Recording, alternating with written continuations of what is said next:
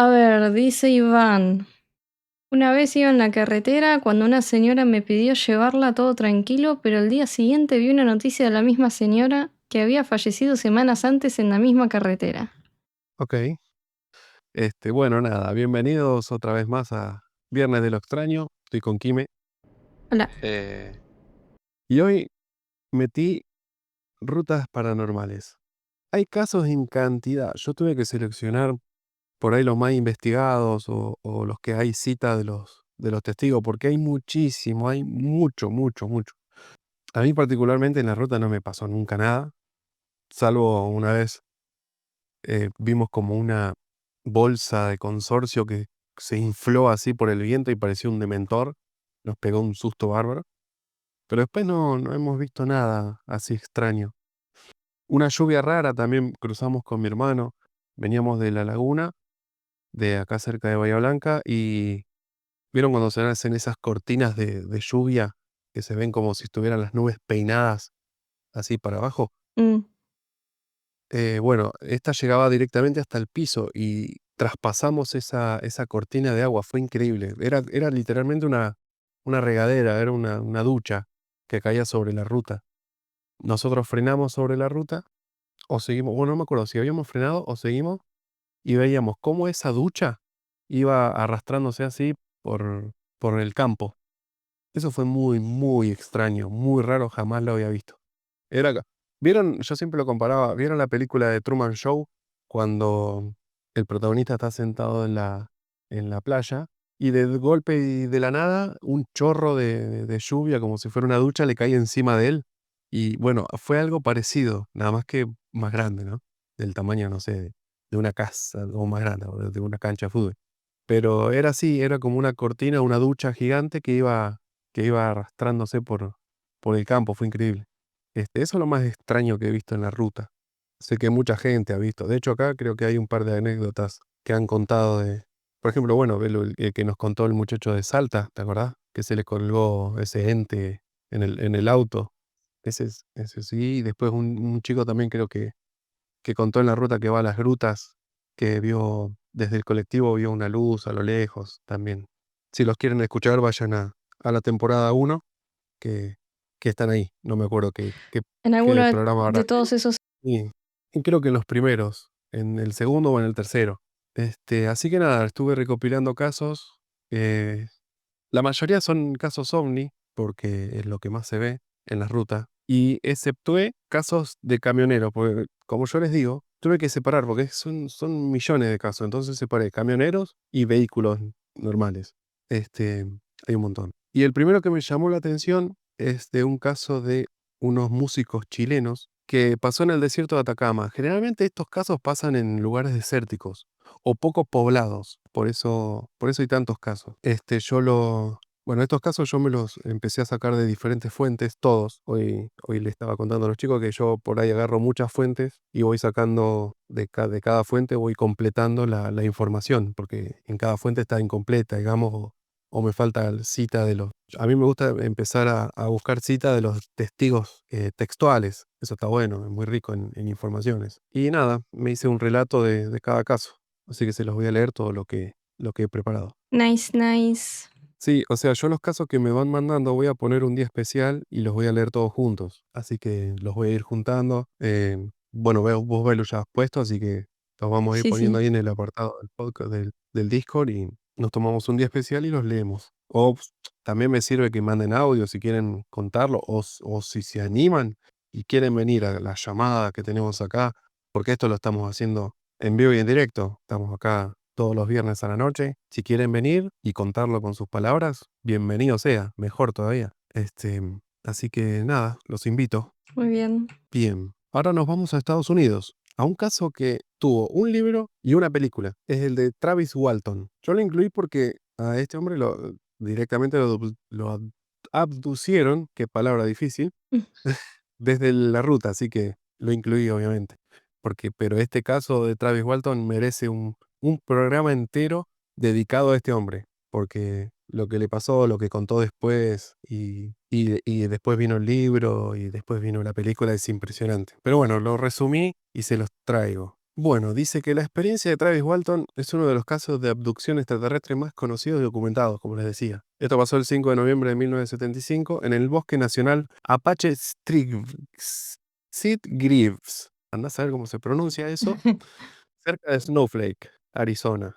Bueno, dice que Walton era parte de un equipo de madereros, él era leñador, compuesto por 7 hombres. Ese día, tras terminar su jornada laboral cortando árboles, los 7 trabajadores viajaban en una camioneta. En el camino de regreso vieron una luz brillante entre los árboles que al acercarse observaron un objeto luminoso en forma de disco flotando a baja altura. Walton, curioso, se bajó del vehículo y se acercó al objeto. De repente, fue alcanzado por un rayo de luz verdosa que lo levantó por el aire y lo arrojó al suelo. Sus compañeros asustados obviamente huyeron del lugar. Luego, al no ver que Travis los seguía, regresaron para buscarlo, pero ya no estaba. Lo reportaron como desaparecido y fueron incluso sospechosos de asesinato hasta que Travis apareció 5 días después, desorientado, confundido, afirmando haber sido abducido por extraterrestres. Ojo, ya me sale abducido. Bien, bien. Perfecto, ¿eh? Aprovecho este break para mandarle un saludo a Cande que nos está escuchando. Bien, yo acá recopilé un par de citas de los testigos, de Travis y de los amigos, va, de los compañeros. Travis cuando le pegó este rayo, dice que ser golpeado por el rayo de luz, dijo que despertó en una sala blanca con dificultad para respirar y con mucho dolor en el pecho. En un principio creyó que estaba en un hospital, hasta que vio a 3 seres humanoides de baja estatura. Travis nos dice, tenían cabezas grandes, ojos enormes y oscuros, sin pupilas visibles. Sus cuerpos eran delgados, vestían trajes naranja y no parecían tener boca ni nariz definidas. El dibujo es más, en la película y en el libro, medio como que los describe como el típico gris, Sí, el largo, nada más que alto, los gris, porque están los bajitos, los grises, y después están, no me acuerdo cómo se llaman, los más altos, que se miden como 2 metros, que son prácticamente iguales, nada más que más alargados. Bueno, dice que Travis entró en pánico, se levantó de la mesa en la que estaba acostado y empezó a gritarles y a luchar. Incluso logró tomar un tubo de metal para defenderse. Los seres, sin mostrar emoción, salieron de la sala rápidamente. Momentos después, entró en un ser que parecía humano, pero con rasgos perfectos. A ver, perfecto, es polémico porque es pelo rubio y traje azul. claro. Estereotipado. Eh, Es más que. exactamente, exactamente, qué sé yo. Era otra época, ¿no? 1975. Travis intentó hacerle preguntas, pero el hombre no respondió ni una palabra. Fue guiado por varios pasillos hasta otra sala donde vio más seres humanos como él, que tampoco hablaron, pero lo colocaron en una camilla y lo cubrieron con una máscara que lo dejó inconsciente. Travis describió la experiencia como la más aterradora que cualquier pesadilla. Era una mezcla de dolor físico y un miedo profundo, como si supiera que no pertenecía a ese lugar. Esto es Travis después de una entrevista en el programa de Larry King del 93. Larry King fue un conductor famoso de Estados Unidos. Y nada, cuando despertó dice que estaba tirado cerca de la carretera, viendo cómo una nave redonda se elevaba rápidamente hacia el cielo. Pero habían pasado 5 días. Como les digo, este caso es enorme porque Travis siguió, dice, en contacto con estos seres, es un contactado. De hecho, hasta el día de hoy mantiene la, todo lo que dijo lo mantiene. Así que nada, seguramente en el futuro voy a contarles más sobre este caso. Acá hice un resumen muy resumido. Ok. Pero sí, porque conté solamente la anécdota de lo que pasó en la carretera. Ya todo lo que pasó después, porque tuvo regresiones, hay imágenes. Yo por ahí les voy a poner en Instagram los dibujos de los seres que supuestamente vio y cómo describió la sala. Creo que hay un dibujo. Así que eso se lo voy a poner en Instagram. Bien, resumen de algo que hayan dicho en el chat. No, estuvieron haciendo chistes de los grises. Bien. Que no los voy a repetir. El que lo leyó en el chat lo leyó. Yo estoy tratando de acordarme de algún caso. Bueno, hay muchos casos. Hay un caso que no lo encontré específicamente como una nota, sino que lo escuché en un podcast, que eran 3 maestras en Brasil, iban por una carretera y también vieron un objeto luminoso que se posó sobre ellas. En ese instante el auto se paró de seco, se cortó la corriente, o sea, como que el auto murió en ese momento. Hasta que el objeto pasó sobre ellas, siguió su camino, ellas se bajan del vehículo y el objeto se fue. Y ni bien lo perdieron de vista, el auto volvió a encenderse todo, las luces, el motor, todo. Y eso es una de las cosas que se repiten, que el auto muera, o sea, que todo lo eléctrico muera, los relojes se paran, eso van a ver que se va a repetir en todos o casi todos los casos, ¿eh? Es algo increíble eso, y es una constante. Bien, seguimos con Estados Unidos porque vieron que Pasa todo ahí. todo pasa en Estados Unidos, Literal. exactamente. Un día vamos a hablar de por qué, entre comillas, pasa todo en Estados Unidos. Hay una explicación, pero bueno. Es como, a ver, Estados Unidos es como el país más globalizado, todo se filtra, ¿no? Yo, por ejemplo, no sé lo que pasa en Rusia porque es un país totalmente hermético, igual que lo que pasa en Corea del Norte, son países herméticos que no se filtra nada, Claro. que muy pocos tienen la chance de registrar. Así que, nada, mi teoría es esa, mi teoría es que en realidad se ven tantos casos en Estados Unidos porque todo se filtra, todo se habla, es un país muy mediático, por así decirlo. Así que bueno, me voy al caso de Lonnie Zamora. Dice que es uno de los casos uno de los casos, de los encuentros cercanos, con ovnis más documentados y respetados dentro de la ufología. Ojo. Bueno, esto ocurrió el 24 de abril de 1964 en las afueras de Socorro, Nuevo México, como le dije, Estados Unidos. Y su protagonista, el oficial de policía Lonnie Zamora, fue considerado un testigo altamente creíble. O sea, acá ya estamos hablando de un agente oficial. Aproximadamente a las 5:45 p.m., el oficial Lonnie Zamora perseguía a un conductor que excedía el límite de velocidad cuando escuchó un fuerte estruendo o una explosión. Al mirar hacia el sur, vio una especie de llama azulada y anaranjada, y pensó que podría haber sido una explosión en una choza de dinamita ubicada en las afueras de la ciudad, en una zona desértica. Zamora abandonó la persecución y se dirigió hacia el lugar del ruido.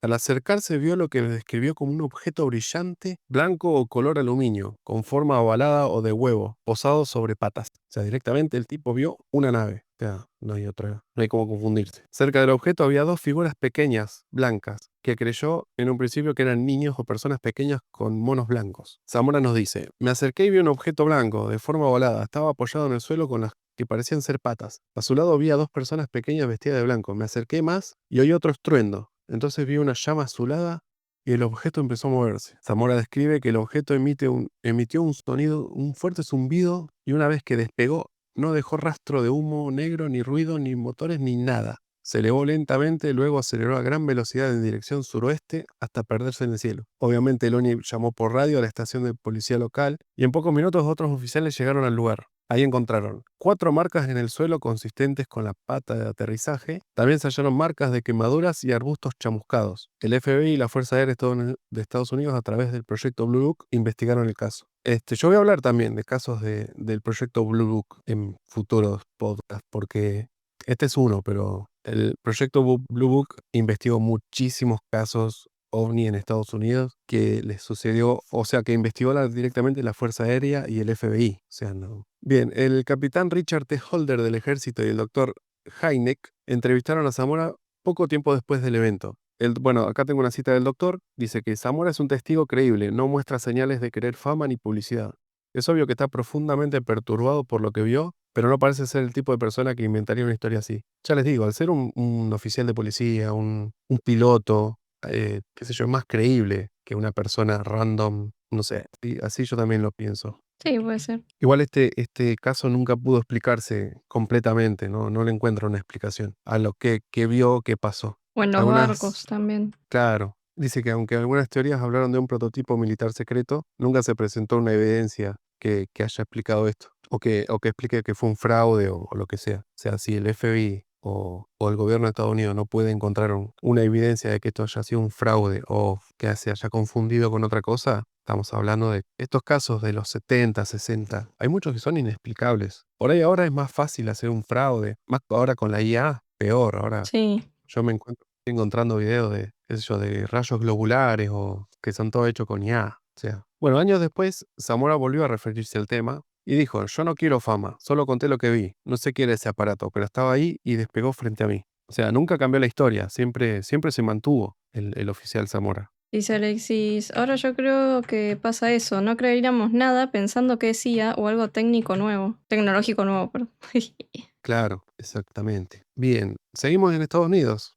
No, creo que esto pasó en Canadá, ojo, que es el caso de Betty y Barney Hill. Este caso también lo investigó el Blue Book, me parece. Bien, esto pasó en la noche del 19 y 20 de septiembre, o sea, a la noche, o sea, sería el 19 a la medianoche, de 1961. El lugar era una carretera rural cerca de Indiana Head, en el estado de New Hampshire, en Estados Unidos. En Estados Unidos, no era Canadá. Mm, Bien, Betty Hill era una trabajadora social y Barney, su esposo, era un empleado postal. Ambos eran una pareja interracial, lo cual era un poco común en esa época. Esto yo lo cuento porque tuvo que ver por el estado de supuestamente a la mujer la trataron de loca, obviamente, por esto de que su esposo era una persona de color. Y en los años 60 ya sabemos en Estados Unidos cómo trataban a las personas de color, ¿no? Y nada, la desacreditaban todo el tiempo por ese punto, por ese detalle, la desacreditaron. Y es algo increíble. Bien, la pareja volvía de unas vacaciones en Canadá cuando al circular por una ruta desierta notaron una luz brillante en el cielo nocturno. Al principio pensaron que era una estrella,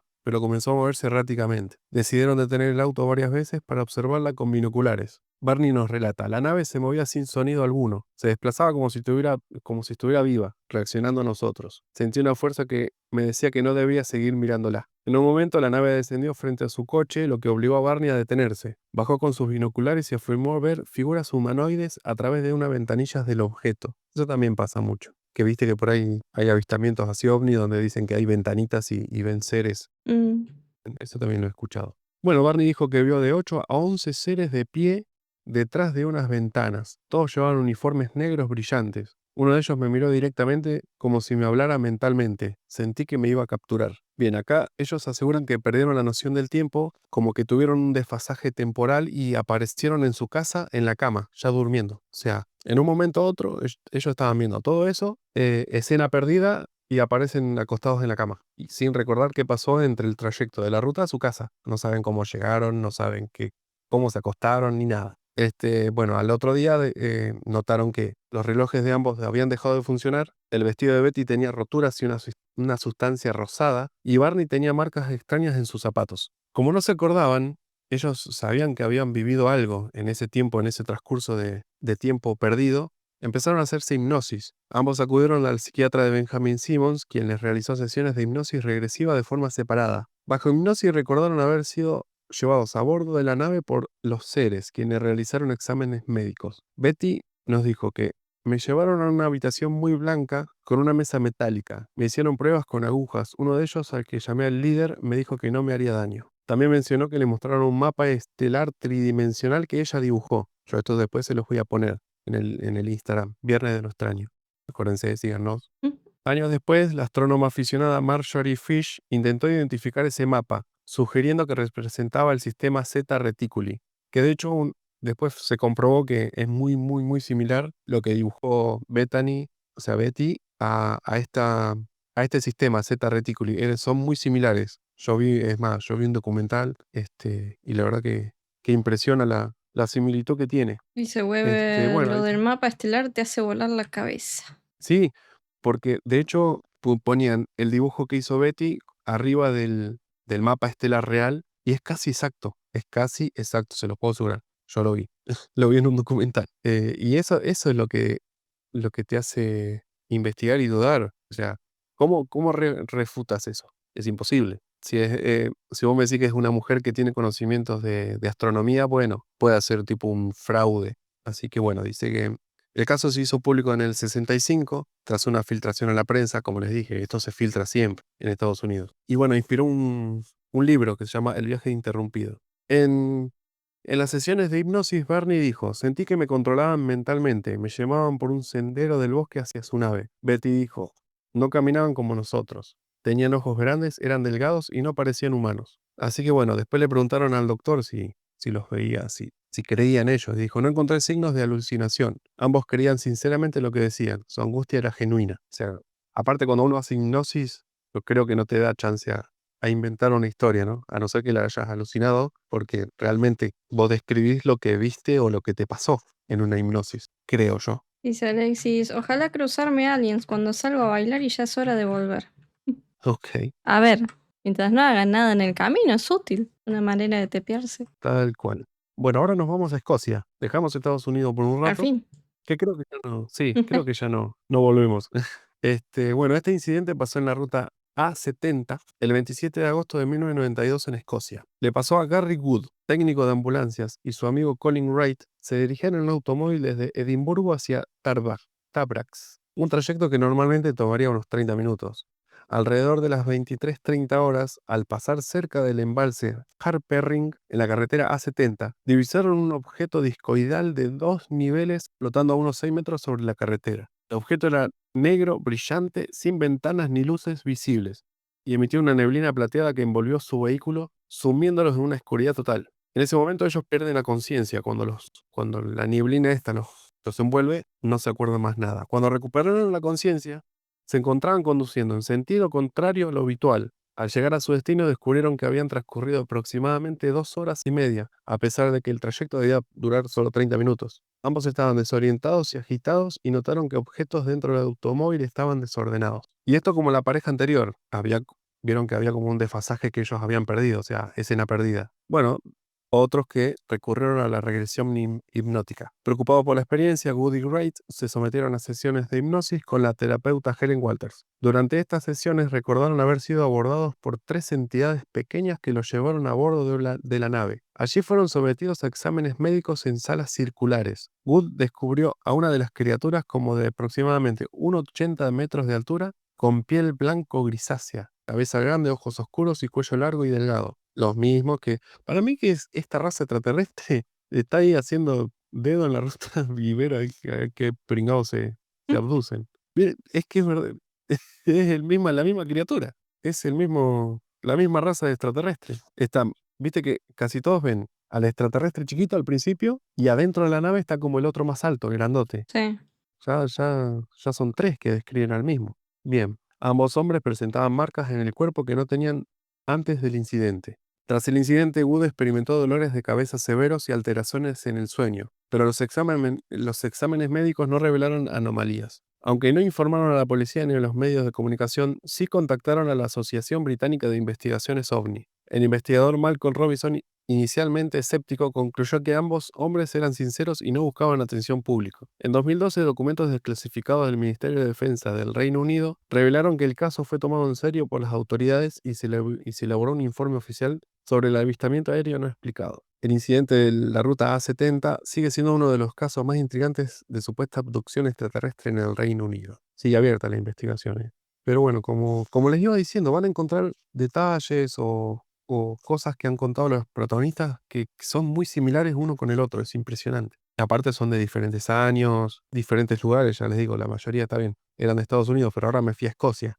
Bueno, volvemos a Estados Unidos. Yo pensé que no me habían quedado ninguno, pero sí, me quedó un caso de Estados Unidos. Pero este es del 57, este es del más antiguo. Es el caso de Leveland.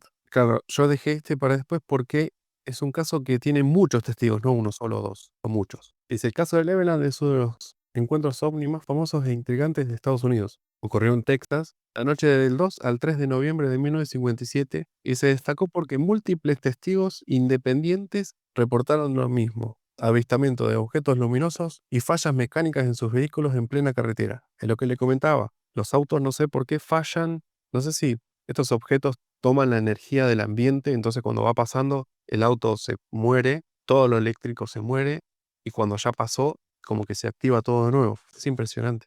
Bueno, dice que durante esa noche más de una docena de personas, camioneros, agricultores, policías, ciudadanos comunes, llamaron al sheriff del condado de Hockley para reportar que habían visto un objeto volador luminoso que descendía cerca de la carretera. Emitía una luz intensa y provocaba que los motores de los autos se detuvieran repentinamente. Cuando el objeto se alejaba, los autos volvían a funcionar con normalidad. Los testigos describieron el objeto como una forma ovalada o en forma de cigarro, con luces muy brillantes y de tamaño considerable. Muchos incidentes ocurrieron a lo largo de la carretera 116, cerca de Leveland. Algunos vehículos se vieron afectados incluso antes de que los testigos pudieran ver el objeto, lo que refuerza la idea de una interferencia electromagnética. Es lo que yo digo, deben usar o una potencia electromagnética o como que absorben la energía de su entorno, estos objetos. Los policías locales también presenciaron los hechos, lo que le dio mayor credibilidad al caso. Este es otro caso del proyecto Libro Azul, Blue. Ya les voy a contar qué es Ajá. en próximos programas. Bien, tengo un par de citas de testigos. Pedro Saucedo y Joy Salas, los primeros testigos que vieron estas luces, dicen: vi un destello de luz azul que bajó del cielo. Pensé que era un rayo, pero entonces me di cuenta de que un objeto en forma de torpedo de unos 60 metros de largo flotaba sobre la carretera. La camioneta se detuvo y el motor murió. Intenté salir, pero la puerta no abría. Jim Weller nos dice: el objeto estaba justo enfrente de mí, flotando. Era ovalado y de un color muy brillante, casi cegador. En cuanto me acerqué, mi coche se detuvo solo. No podía moverlo ni encenderlo. Cuando el objeto se elevó y desapareció, todo volvió a la normalidad. Todo esto en la misma carretera, nada más que en diferentes puntos. Frank Williams, otro automovilista, nos dice: no solo se apagó el motor, también fallaron las luces. No vi nada en la oscuridad y luego una especie de luz rojiza iluminó todo. Apenas desapareció, el motor arrancó solo como si nada hubiera pasado. Después tenemos la palabra del sheriff Will Clem. Pude ver una luz brillante en la distancia que se movía sin hacer ruido. No era un avión ni nada que haya visto antes. Recibimos llamadas de varias personas describiendo lo mismo, así que no era una coincidencia. A ver, en 1957 yo no creo que haya una tecnología que sea capaz de esto. O sea, Y no porque, a ver, si es una tecnología humana que esté probándose el día de hoy ya se tendría que conocer. O sea, en pleno 2025, al año 57, sí, sería una tecnología que usáramos nosotros o usar el ejército, y sin embargo no existe. Por eso no creo que sea tecnología que están probando que yo, el ejército de Estados Unidos, por ejemplo, porque si no ya se conocería a día de hoy. Hoy ya es el futuro de 1957 y claro. sin embargo no vemos tecnología así. Bueno, aprovecho de decirles, chicos, que vengan al Instagram, escríbanme si tienen sus casos en la ruta, pueden venir a contarlo, o cualquier caso que les haya pasado, me sirve. Bueno, venimos a Argentina ahora. Venimos a Argentina. Hola, Argentina. Sí, y hay un caso que pasó en una ruta que yo voy mucho, que yo conozco, y la verdad que da miedito ir a la noche por esa ruta porque no hay absolutamente nada por kilómetros. O sea, si bien los pueblos están relativamente cerca, entre pueblo y pueblo no hay nada. O sea, es campo, campo sembrado o campo donde hay vacas. O sea, así que de noche yo he manejado de noche en esa ruta, no he visto nada extraño, quiero decirlo. La ruta 40, Pero pregunta Paulo. no, es la ruta 3. La ruta 3 entre Viedma y Bahía Blanca. Yo esa ruta la hago cuando voy a Bahía San Blas a pescar. Yo voy mucho, voy mucho. Y sí, la ruta es angosta, es oscura. Yo la he manejado a las 2 de la mañana y la verdad tiene poco tránsito. Así que es posible, porque aparte esto que les voy a contar pasó en el 78, en 1978, así que había mucha menos tránsito, muchas menos casas. Yo si puedo, les voy a compartir fotos de la ruta, creo que tengo un par, para que vean lo que es, que hay kilómetros donde no hay absolutamente nada. Bien, voy al caso. El 23 de septiembre de 1978 se hizo un rally acá en Argentina que se llamó la Vuelta de las Américas del Sur. Era un rally que empezaba, por ejemplo, en Colombia, pasaba por parte de Brasil, bueno, venía para la Argentina. Argentina ya era el último tramo, digamos, creo que terminaba en Mar del Plata. Era una vuelta que duraba como un mes o 2 meses manejando. Era un rally realmente impresionante que creo que no se hizo nunca más. Bueno, los pilotos chilenos Carlos Acevedo y Miguel Ángel Moya protagonizaron un incidente que a día de hoy sigue generando debate, mientras transitaba por la ruta 3 entre Viedma y Pedroluro. Entre esas dos localidades habrá unos 70 kilómetros de distancia, más o menos. En cambio, desde Viedma a Bahía Blanca serían unos 300 kilómetros, más o menos. Dice que una intensa luz los envolvió y según su relato fueron transportados misteriosamente 70 kilómetros en cuestión de segundos. Acuérdense que esto era un rally, o sea, no podían tomar atajos, ninguna clase de ventaja deportiva, digamos. No podían hacer trampa. Ellos tenían un cronómetro más el contador de combustible. Entonces, en estos rally lo que se hacía era calcular la distancia, el gasto de combustible y el tiempo en que tardó el vehículo en hacer esa distancia. Dice que aproximadamente a las 3 a.m. Acevedo y Moya notaron una luz brillante acercándose por detrás. Pensando que era otro competidor, se hicieron a un lado, pero la luz los envolvió completamente. El auto se elevó, el motor se detuvo y ambos quedaron paralizados. Uno de ellos, Moya, describió: estuve en una nave, estoy seguro porque era un lugar que no conocía. Veía imágenes que jamás había visto en mi vida. Ellos en ese momento, cuando los envuelve esta luz, dicen que dejaron de ver, o sea, la luz era ya totalmente como sólida. No sé si me logro explicar, o sea, no podías ver más allá de nada, o Claro, era sea, una veías una. cortina de luz, por así decirse. Exactamente, exactamente. Entonces, ellos sabían que todavía estaban en el auto porque con el tacto, y aparte se escuchaban entre ellos gritar. Uno escuchaba al otro y tocaban y todavía estaban en el auto, pero en un momento vieron como que sintieron como que el auto se elevaba. De hecho, uno dice que vieron cuando agarran una loma en una ruta que sienten ese vértigo en el estómago. Qué lindo. Dice que sintió. Sí. Bueno, tras este episodio llegaron a una estación de servicio en Pedroluro, sorprendidos al descubrir que habían recorrido solo 52 kilómetros según el odómetro cuando la distancia real era de 127 kilómetros. Además, su tanque de combustible que había sido llenado recientemente estaba vacío. O sea, yo me equivoqué, no eran 70 kilómetros. De Viedma a Pedro Luro hay 127 kilómetros, de los cuales habían hecho 50. Bueno, el oficial de José Bordenave de la comisaría de Pedro Luro recordó, según comentaron, llegaron a eso de la 1 de la madrugada, que un plato volador los levantó y los trajo hasta acá. Eso es lo primero que dijeron a la policía. Este caso, es más, se desclasificó, no sé si en 2020 o 2021, no me acuerdo bien, por Sephora, la agencia civil que estudia fenómenos. Yo creo que lo he nombrado acá en Argentina. Lograron desclasificar y llegar, o sea, fueron a la comisaría de Pedro Luro, qué sé yo, y pudieron recuperar los testimonios de los pilotos. Los organizadores del rally los descalificaron en el momento por no haber pasado por 3 puestos de control. Sin embargo, otros competidores, como el ecuatoriano Carvajal, defendieron su versión. A mí me parece que ellos no hicieron ninguna trampa. Ninguno de nosotros tenía oportunidad de ganar. Lo que queríamos era terminar el rally por un deseo deportivo. O sea, se ve que eran de los últimos encima. Al llegar a Buenos Aires, Acevedo y Moya fueron contactados por personas que se identificaron como miembros de la Fuerza Aérea Argentina. Y según Moya, también los individuos que parecían ser de la NASA. Les solicitaron su ropa y el vehículo para análisis, los cuales nunca les fueron devueltos. Además, les pidieron que no hablaran del incidente. Nos dijeron que necesitaban las vestimentas, las pertenencias nuestras y el vehículo. El auto lo tuvieron 2 días en un estacionamiento del ACA. La ropa se la llevaron, no nos pagaron absolutamente nada. No. Bien, acá yo tengo directamente la declaración que hicieron en la policía. Recién les acababa de contar que Sephora recuperó las declaraciones oficiales porque estaban clasificadas, así que se las voy a leer. Bueno, la declaración de Carlos Acevedo. Tras algunos segundos, no sé, quizás 5 o 10, reaccioné, me di cuenta que aquello era algo completamente anormal. Quise mirar nuevamente por la ventanilla, pero lo único que se veía era una luz densa. Recuerdo que comencé a gritar, ¿qué pasa? Pero Moya no me contestaba. Cuando miré hacia mi derecha, mi compañero no estaba allí, o al menos yo no lo podía ver. En realidad, ni siquiera podía ver el tablero de instrumentos. Solo veía esa luz densa, que parecía como un líquido, no sé, algo así como pegajosa. Lo que yo decía era como una luz sólida, lo que ellos describían. Vi que la luz se hacía potentísima y por la luneta trasera del Citroën todo se inundaba con una tonalidad amarillenta, con reflejos violáceos. En ese momento, el motor se había detenido y nos vimos suspendidos en el aire a unos 4 metros del suelo, envueltos en una luz intensa. ¿Qué hacemos? ¿Qué nos está pasando?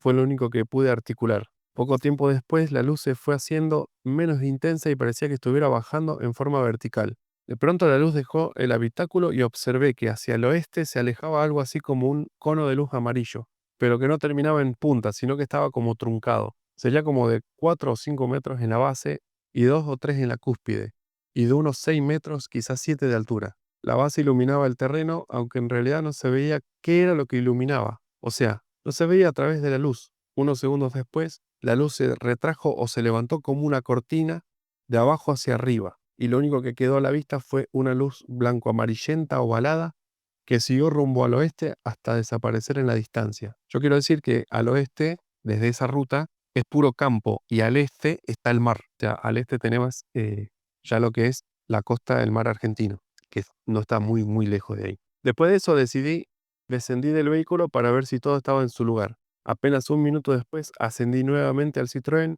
y a toda marcha continuamos por la ruta 3 rumbo al norte. Bien, y acá tengo la declaración del otro piloto, el que iba al lado, Ángel Moya, Miguel Ángel Moya. En un primer momento yo también pensé en un lomo de burro y me asustó, algo la posibilidad de un vuelco. Pero cuando noté que el auto parecía flotar en el aire y no descendía, me atemoricé aún más. Realmente era una situación que no podía comprender. Lo miré a Carlos y lo vi rígido, con los brazos extendidos, aferrado al volante y la vista clavada al frente. De pronto todo pasó y estábamos solos en la ruta. Nos miramos con Carlos, pero no podíamos decirnos nada. Yo estaba como entumecido, me temblaban las manos y sentía una presión en el pecho. Me costaba respirar. Así que bueno, estas son las declaraciones de estos testigos. Bueno, Bien, que este caso yo lo había escuchado y bueno, siempre que voy manejando por esa ruta me acuerdo y sé el tramo, o sea, yo manejando hago el tramo este que hicieron supuestamente en unos segundos, yo lo hago y se tarda aproximadamente, no sé, hora y media. Y yo creo que tengo fotos de ese lugar, yo los voy a poner en el Instagram. Bien, ahora voy a hablarles de este caso. que les voy a decir ahora, también en Argentina, ahora voy a decir todos los casos en Argentina, más que caso real parece una leyenda urbana o un boca a boca. ¿Viste esos casos que van de boca a boca y no sabes si fue real, si fue mentira? Sí. Bueno, es una leyenda urbana, prácticamente. Porque nadie conoce, o sea, siempre que van a investigar, qué sé yo, vas a un kiosco, che, ¿sentiste el caso de tal? Sí, yo conocía al hermano del primo del sobrino, pero nadie conocía a los protagonistas reales, ni siquiera pudieron contactar con los testigos reales. Siempre era el amigo del primo del sobrino. Por eso digo que para mí este caso es más una leyenda urbana. Bien, del caso que le hablo es de la familia Vidal. Por ahí los que son, los que les gustan estos temas lo conocen. Es muy conocido este caso. Bien, dice que una noche un matrimonio identificado como los Vidal viajaba en automóvil por la ruta cercana a Chascomús. Iban acompañados por un amigo de la familia en otro vehículo, o sea, el otro vehículo iba adelante. En un momento del trayecto, la pareja entró en una densa niebla que parecía tener propiedades inusuales. Era espesa, luminosa y silenciosa. Al atravesarla perdieron la conciencia. Lo más extraño es que, según el relato, la pareja despertó días después en México sin saber cómo llegaron ahí. Estaban aún con la misma ropa, el auto tenía el tanque lleno, aunque nunca habían cargado combustible. Y el reloj indicaba que solo habían pasado unos 5 minutos desde el momento en que se habían desmayado. Desde México, obviamente, llamaron a su familia y les relató lo ocurrido, no lo podían creer. También se afirmó que tenían señales físicas extrañas en el cuerpo, como marcas circulares, pérdida de memoria parcial y obviamente miedo extremo. Este caso, como les digo, lo investigó un español, vino hasta Argentina, el español Antonio Rivera, y como les digo, visitó Chascomús, visitó, no me acuerdo cuál es el pueblo de origen, desde donde salieron, y nadie los conoció directamente a los Vidal. O sea, nadie te decía, si era mi tío o si era mi vecino. No, era, yo conocía a una persona que le vendió medias, ¿viste? Era siempre un tercero del tercero, nunca. Por eso digo que es más como una leyenda urbana. De hecho, hay un par de versiones. Esta es como la más oficial que hay. Hay otras versiones que dicen que ni bien llegaron a México, ellos, o sea, directamente aparecieron en una ruta en México manejando como si hubieran atravesado esa niebla y hubieran salido a México del otro lado. Mm. Entonces le empezaron a preguntar a los lugareños dónde estaban, ya cuando empezaron a notar la tonada, era obvio que estaban en otro lado. Entonces, bueno, fueron a la embajada argentina en México, contaron el caso, se pudieron comunicar con la familia de acá de Argentina, el gobierno les pagó el vuelo de México a Argentina y el auto se los retuvo Estados Unidos. O sea, Estados Unidos investigó el caso, los investigó a ellos, les pidió la ropa, les pidió el vehículo, porque dicen que el vehículo tenía como una quemadura, o sea, como que la pintura estaba quemada. Hay una de las versiones que dice eso. Y aparentemente hay dos versiones. Una es que Estados Unidos se quedó con el auto y hay otra versión que dice que el auto estaba intacto y que lo mandaron en barco a Argentina. Entonces es más como una leyenda urbana, esto es un boca a boca, pero no deja de ser bastante interesante. Sí, Pablo, es posible que haya sido una especie de abducción. Hola, Ferta. Fíjate, Fede, vos tenés el chat de Twitch a mano que puedas leer, porque Weber escribió algo y se me subió justo, me salió un anuncio. Bien, Weber. Leí sobre ese caso, resulta que fue una publicidad para una película. Puede ser, por eso. Hay muchos. El caso Vidal creo que está hablando. Sí, estimo que sí. O sea, lo escribió recién. Sí. Por eso te digo, dicen que fue para una película o tomaron este relato para hacer publicidad o para hacer la película, andás a ver, o sea, no, nunca lo vamos a hacer. Por eso te digo que es tipo una leyenda urbana, el caso de los Vidal.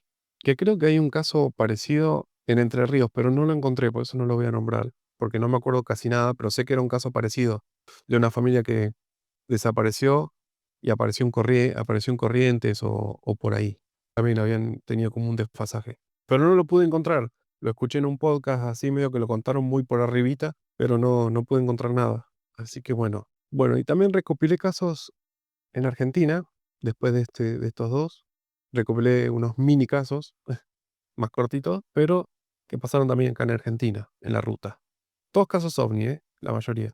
Tenemos un caso en la ruta 41 de Buenos Aires en el 1991, el 18 de noviembre de 1991. El señor Condese y su esposa viajaban hacia su hogar en el barrio Los Troncos, por la ruta 41. Notaron que un vehículo se acercaba rápidamente por detrás. Al reducir la velocidad, observaron que el objeto los sobrevoló y se posicionó verticalmente antes de alejarse hacia Navarro, una localidad vecina. El objeto era un cuerpo luminoso alargado. Esto pasó en 1991. Después tenemos uno en Córdoba, en Villa General Belgrano, que este caso pasó este año, en marzo de 2025. Una pareja regresaba a su hogar por la ruta provincial 5, cerca de Villa General Belgrano. Una intensa luz blanca descendió repentinamente frente al vehículo y la conductora relató: en ese momento sentí un zumbido muy fuerte y de repente ya no estábamos donde creíamos. Habíamos avanzado varios kilómetros sin entender cómo. Este caso está ahora en investigación, por eso no hay tanto detalle todavía. Sí, seguramente lo traiga más adelante cuando tengamos más detalles, Mm, porque pasó hace el mes pasado. claro. Después tenemos Ruta 2. Sí, A ver, dice Che Ovni se llamaba la película que fue promocionada con el caso Vidal. Estuvo sí. buscando. Oshima Dante Kime. Fuera. Bueno, después tenemos un caso de la Ruta 2 cerca de Maipú. En mayo de 1972, los automovilistas Brunelli y Porchietto viajaban por la Ruta 2 cerca de Maipú. Tras un relámpago que vieron, pasaron junto a una estructura similar a un tren con grandes ventanillas anaranjadas. Posteriormente experimentaron distorsión del tiempo, amnesia del recorrido y un consumo de combustible inusualmente bajo. O sea, les pasó lo mismo, exactamente lo mismo que a los pilotos del rally, como que los transportaron. O sea, transportaron directamente el vehículo hacia más adelante. Por eso les dije, casi todos los casos son muy similares o tienen cosas similares, detalles. Después tenemos uno en Villa Mercedes, en San Luis, en el 2009, el 8 de mayo de 2009. Horacio Estebanés conducía su Chevrolet cerca de Villa Mercedes. A las 5:35 am, una esfera de luz de unos 10 metros de diámetro, acompañada de un zumbido, se posicionó sobre su vehículo. Estebanés perdió la conciencia y al despertar se encontraba en Nueva Galia, a 225 kilómetros al sur, sin recordar cómo había llegado ahí. Ahí tienen otro caso de abducción, porque son casos de abducciones ya directamente. Terrible. Sí, tengo un caso en Médanos. Médanos es una localidad que queda muy cerquita de Bahía Blanca. De hecho, está a 20 minutos, más o menos, a unos 40 kilómetros. Esto pasó en 1968. En la madrugada del 28 de agosto de 1968, Edgardo, mecánico de Bahía Blanca, regresaba solo de Médanos cuando recogió a un extraño pasajero que hacía dedo en la ruta. El individuo de casi 2 metros de altura vestía un abrigo grueso y un casco con visera pequeña. Durante el trayecto, la radio del auto comenzó a emitir ruidos extraños y al detenerse observó un objeto volador. Se encendió una luz blanca, potente, que me encegueció, dijo, mientras que un calor como de fuego me arrebataba la cara y las manos. El plato volador, que tenía unos 5 metros y medio de largo, ventanas iluminadas y forma de plato hondo dado vuelta, despegó en ángulo recto, tomó altura y desapareció a una velocidad incalculable. Al regresar al auto, el misterioso pasajero había desaparecido. Tremendo. Sí. Bueno, después tenemos otro en Córdoba, en la ruta 19. El 27 de diciembre de 1978, Orlando Carrizo y los hermanos Severino y Daniel Brunetto, empleados de EPEC, no sé qué será EPEC, EP transitaban por la que es ruta 19. de... Ella provincial de Córdoba de Electricidad. Eso. Menos mal que tenemos un cordobés en la sala. Transitaba por la ruta 19 cuando una intensa luz blanca los envolvió. De repente se encontraron en la localidad de tránsito, sin haber recorrido el trayecto intermedio. Posteriormente observaron un objeto volador. Emitía destellos a través de lo que parecía ser ventanillas giratorias, nos dicen los testigos, como si rotara en torno a un eje invisible. Desde su parte inferior se desprendía un tenue bruma rojiza, mientras que en la parte superior un potente reflejo de luz blanca barría el cielo de un lado a otro. El objeto desapareció repentinamente tras emitir un resplandor cegador. ¿Mm? Bien, y tengo otro de Córdoba, de Villa María. Gerardo Scharf, actualmente taxista en Villa María, relata que a los 12 años, mientras trabajaba como peón rural, fue abducido por un ovni en la carretera, no me dice el número, en la carretera dice. Ok. Durante unos 10 días convivió con seres que describió como celestiales. Al ingresar a la nave vio a otros dos seres. Estaban ubicados en butacas con botones en los apoyabrazos. Cuando quise darme vuelta para salir ya no había puerta. Estaban adelantados como 2 millones de años. Este es lo que contaba Gerardo. ¿Mm? Bien, tenemos un caso en Mendoza, en la ruta 40, está así. En el invierno de 1978, Francisco Núñez y su hijo viajaban en su Chrysler modelo 33 por la ruta panamericana, o sea, la ruta 40, hacia Luján de Cuyo, Mendoza. Cuando el auto comenzó a elevarse del suelo, ambos describieron una sensación de paz y tranquilidad. Desde las alturas observaron una ciudad con grandes edificaciones, pero sin señales de vida. La experiencia duró aproximadamente 15 minutos antes de que el vehículo descendiera suavemente. Yo no sé si estaría muy tranquilo y en paz si me pasara eso, te digo. Y pero ¿qué más podés hacer? Igual, como que no sirve de nada Ya estás, desesperarse. ya estás entregadísimo. Viví la Exactamente. experiencia. Sí. Saca foto. Bueno, y hace poco escuché una entrevista que le hicieron a un hombre, no me acuerdo en dónde, porque no lo pude encontrar, porque pasó, no sé si pasó en 2018. Aparentemente un hombre levanta a una persona haciendo dedo, nos vamos, o sea, esto nos corremos de los ovnis, lo dejamos. ¿Mm? Aparentemente había una persona haciendo dedo, él la sube y lo notaba como callado, ¿viste? Era como una persona extraña, pero normal. Y nada, dice que en un momento empezó a sentir como olor a quemado, olor a humo, olor a que algo se estaba quemando. Entonces él se baja para ver si la camioneta se estaba prendiendo fuego o estaba quemando algo. Y nada, revisó el motor, no vio nada y cuando vio el asiento la persona ya no estaba. Pero había quedado como un olor a quemado. Y cuando se dio cuenta después, las alfombras donde estuvo sentado la persona que recogió de la ruta estaban quemadas, pero no quemadas. O sea, estaba la huella de lo que había apoyado el pie quemado. Tenía la forma de la, ¿Mm? de la huella y todo. Esto es una entrevista televisiva, la pueden buscar. Yo no me acuerdo cómo se llama el hombre, pero muestra las alfombras de la camioneta y están quemadas así, dos huellas quemadas, es impresionante. Y bueno, esto me da pie a salir de los ovnis y recopilé casos de leyendas urbanas, o sea, leyendas o casos fantasmagóricos, digamos, Ok. en el mundo. Bueno, a ver, uno de los casos más comunes entre los automovilistas es el de la chica de la curva, por ejemplo. No sé cómo se conoce acá en Argentina. La chica de blanco. Es la chica, la típica que se te aparece haciendo dedo y te pide que la dejes en la puerta del cementerio. Bueno, es una figura femenina vestida de blanco que aparece en rutas peligrosas. Suele advertir sobre una curva mortal y luego desaparece. La chica de la curva se le dice en España. Bueno, uno de los testigos, Carlos, dice: recogí a una chica que estaba sola en la carretera, mojada por la lluvia. Me dijo que tuviera cuidado con la curva, que ahí murió ella. En cuanto pasé por el lugar, volví la cabeza y ya no estaba. María, otra testigo, dijo: vi a una mujer al costado de la carretera. Frené para ayudarla, pero al acercarme, desapareció frente a mis ojos. Mi abuela decía que era la muchacha que avisa de la muerte. Qué alarmista la señora. Sí, sí. Bueno, de acá nos vamos a Estados Unidos, a la Ruta 66 y al auto fantasma. Estas son todas leyendas urbanas, todos mitos. Bien, una leyenda en el desierto de Arizona cuenta sobre un coche negro antiguo que aparece de la nada y persigue a los conductores. James, un testigo, dijo: un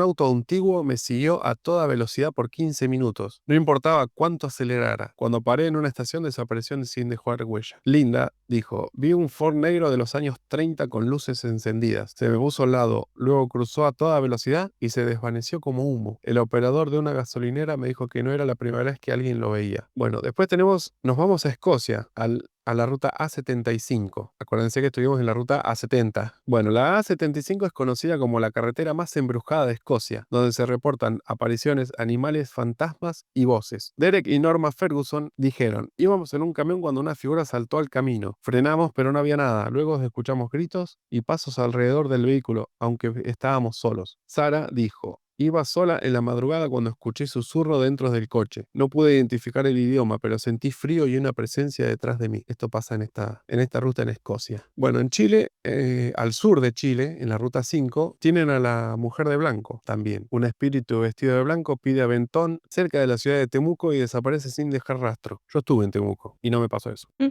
Dice, bueno, Rodrigo dice: subió una señora de blanco que pedía ayuda. Se quedó callada todo el trayecto. Cuando llegamos a su destino ya no estaba, solo dejó humedad en el asiento. Otra testigo dijo: vi una figura a un lado del camino, pensé que era un accidente, pero cuando bajé no había nadie. Otro conductor me dijo que era la mujer que aparece cuando va a haber una tragedia. Bueno, de acá nos vamos a Japón, que también tienen su fantasma de la carretera. Una niña pequeña con vestido blanco y expresión triste, aparece pidiendo ayuda en la autopista. Yuki nos dice: la vi al borde de la autopista. Al pasar giró la cabeza de forma antinatural. Frené, pero cuando bajé solo vi un par de huellas pequeñas en el asfalto mojado. Daisuke, otro testigo, dijo: en la madrugada vi una niña cruzando. Frené de golpe. Cuando fui a buscarla no había nadie. Luego revisé la cámara del auto y ella no aparecía en el video. Después hay casos en México más que nada, que hay una ruta, yo no me acuerdo cuál era, como que ven a una persona o una pareja o un animal que se cruza, vos sentís el golpe, que lo chocaste, generalmente esto le pasa a los camioneros, sentís el golpe y cuando frenás no hay nada, o sea, no chocaste a nadie. Eso pasa mucho en una ruta mexicana, pero no me puedo acordar cuál. Y creo que acá en Argentina también ha pasado en las rutas de Chubut más que nada. Como que sienten, como que ven a una persona que se cruza y cuando la van a chocar, el mismo volante se mueve, como que evita que que pegues el volantazo y tengas un accidente. Bueno, acá en Argentina tenemos un par de casos de fantasmas en la ruta. En 2018, Pedro Peirone, residente de San José de la Esquina, en Santa Fe, vivió una experiencia inquietante en la ruta provincial 2, cerca de Arteaga. Según su relato, recogió a un joven que hacía dedo en la ruta. Este es el caso que yo les decía del muchacho que le quemó las alfombras. Ah, Así que ya se los conté. repetido. Repetido, exactamente. Pasamos al próximo. Tenemos una leyenda de La Pampa. En la ruta provincial 1, entre General Campos y Alpachiri, se cuenta la leyenda de una joven que, impedida de casarse por su familia a principios del siglo XX, se suicidó colgándose de un caldén vestida de novia. Desde entonces, numerosos conductores afirman haber visto su figura espectral en la ruta. Yamila López Uriarte nos dijo, en 2019, vi a una mujer vestida de blanco al costado de la ruta. Cuando me acerqué tenía ojos oscuros y dientes muy grandes. Comenzó a correr hacia mí. Huí campo traviesa y al mirar atrás la vi colgada de un árbol. Luego sentí que algo me rozó el cuello y desapareció. Fabián Romano, investigador local, nos dijo, las apariciones se suceden. Las personas mayores del campo cuentan que el fantasma de una mujer aparece levitando. Vayas a la velocidad que vayas, el fantasma te sigue. Hermoso. Hermoso. Así que bueno, con esto concluimos las rutas paranormales. Ya les conté, pasamos de todo. OVNIs, fantasmas. Hay algún que otro caso Hay un caso, no sé si cerca de Bariloche o cerca de la Angostura. Esto lo escuché en un podcast. Unos pescadores de trucha iban por la ruta y vieron una luz también que como que los envolvió. Levantó el vehículo y cayó enseguida. Esto lo contaron, lo escuché yo del mismo protagonista en un podcast. Pero esto no pasó en la ruta, sino en una entrada, o sea, en un camino vecinal, digamos, en medio del bosque. Después hay otro caso en Santa Cruz, creo que fue. Se les cruzó tipo un animal muy, muy, muy raro, que muchos decían que era el chupacabras, y lo vieron, sí, lo vieron en una ruta, como que se les cruzó adelante de las luces del auto a la noche. Vieron como un perro pelado, jorobado y como con piernas y brazos más largos de lo normal. Esos son casos que escuché de un podcast de acá de Argentina. Así que bueno, nada, espero que les haya gustado todo este tema. Ujú. Síganos en el Instagram, Viernes de lo Extraño. Así me contás tu caso. O si me querés sugerir un tema, si querés que hable de un tema, si querés que hable de tu ciudad, me lo puedes sugerir. Así que bueno, nada, nos vemos el próximo podcast. Hasta la próxima.